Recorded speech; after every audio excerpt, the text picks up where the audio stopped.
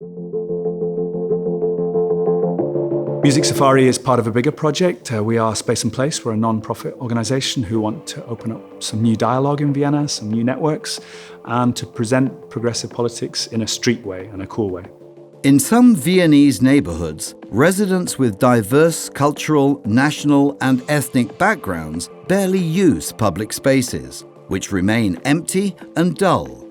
A DJ from the organisation Space and Place sets up in these spaces and plays music that reflects the various communities living there. Residents are invited to gather, listen, interact and dance. This simple method also validates different styles of music from the communities by their public performance. Music Safari in public spaces, one of many promising practices presented by Act Now. I think it's important to sell migration in more colourful and cool ways. You know, you hear a lot of people shouting about the rights that we have to refugees or human rights. And I think you're not going to persuade the middle ground with arguments about the rights and responsibilities that we have towards migrants.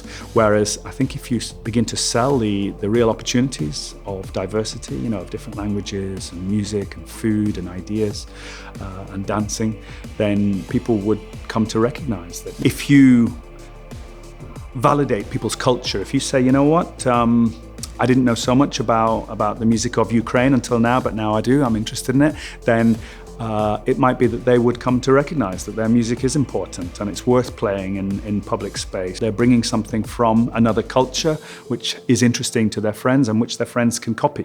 You know, because children have that beautiful freedom of movement. They don't feel the need to be formal. You know, they've just got it. You know, they hear the music and they want to move. I researched the music on some of the poorest squares in Vienna. I find out the migrants who live around the square, and then I play music from their home countries. They're used to hearing that music at a wedding or a house party. They very rarely hear it played, you know, in public space. So it's a kind of validation of their culture, but at the same time, it's an opportunity for them to show their friends who are not from Afghanistan how they dance to their music, you know, so they can show the steps.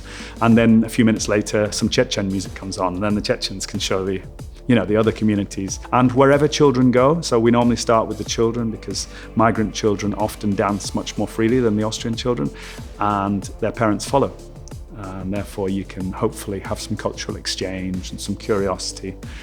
So we want to bring to life slightly boring public spaces with a dance fest, you know, a cheap celebration of intercultural dialogue, to find common ground between different groups who live around a square but who've maybe never spoken to each other. We want to make sure that public space is an opportunity where you can discover all of the people who live in your city, not just the ones that you choose to be friends with, and you know, celebrate the opportunities that there are for people eating together or speaking together or dancing together. I sense that the project is a success where I can see lots of kids just jumping around, and maybe they've never heard this music before, maybe they don't know how to dance to it, they don't mind, and that's a beautiful thing, that sometimes you don't need words to speak to each other, and you contribute to that sense of your neighbourhood being a place that you love and connect with.